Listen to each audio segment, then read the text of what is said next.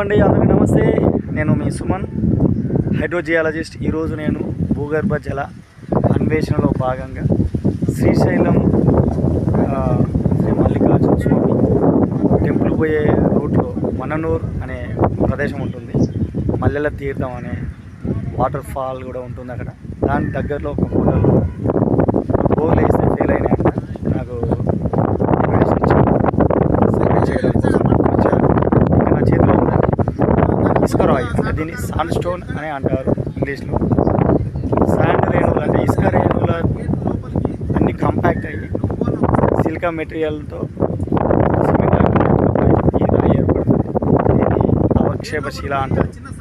Sedimentary rock అని కూడా అంటారు. ఇందులో ఎక్కువగా క్వార్ట్జ్, ఫెల్స్పార్ మినరల్స్ ఉంటాయి. అరేనైట్స్ అంటారు, గ్రేవైట్స్ అని కూడా అంటారు. సాండ్ స్టోన్ అనేది ఈజీగా